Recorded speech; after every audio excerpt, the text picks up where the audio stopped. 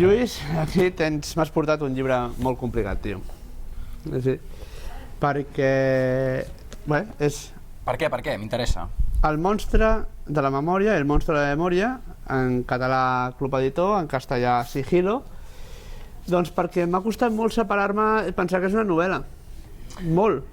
Per mi això és un dels encants del llibre. És a dir, d'alguna manera com intenta, a través de la ficció, donar veracitat al relat. Sí, clar, és que situem-nos, no? Un home escriu sobre...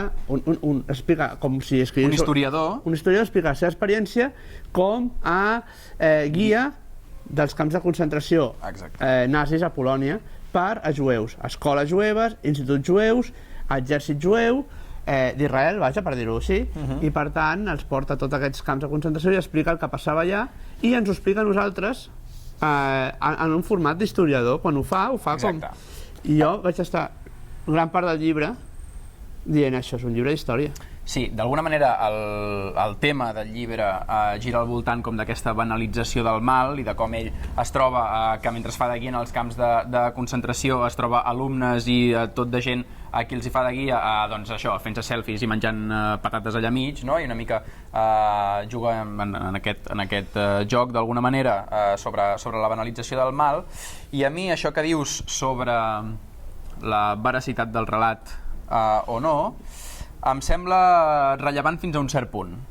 Home, és que, a veure, a mi el que em xoca tota l'estona del llibre és que, clar, ell va proposant els seus propis conflictes interiors tota l'estona. En realitat no t'explica d'on ve ell, realment, però tot és... No hi ha resposta, perquè no hi ha resposta en tot això. És a dir, l'única resposta és al final del llibre. Tot es concentra en un final... Que no es pot dir. Que no es pot dir, però que tota aquesta lluita interior que tu et va provocant, i també la seva família i tot... No és una novel·la a l'ús en el sentit que no té una trama com molt clara, un nus i un desenllaç molt evident, sí que té com aquest final que és bastant resolutiu.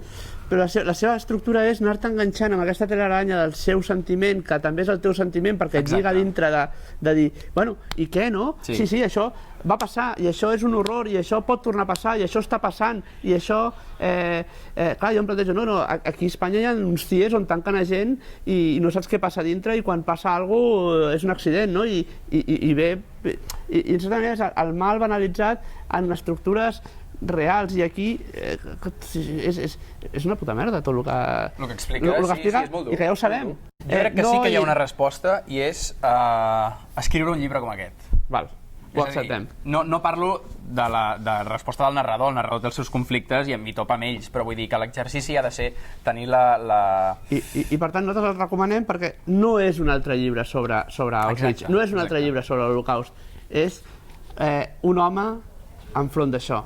I no és una víctima com Levy, no és una víctima... És un home que també s'ho mira amb distància. Com la Neus Català. Exacte. Sí, i atrapa molt i frapa molt. I la prosa també... Bueno, a mi m'ha agradat molt, la traducció també. Grans traduccions, català i castellà, i us ho recomanem. Charit, El monstre de la memòria. Club Editor. I Sigilo, El monstre de la memòria.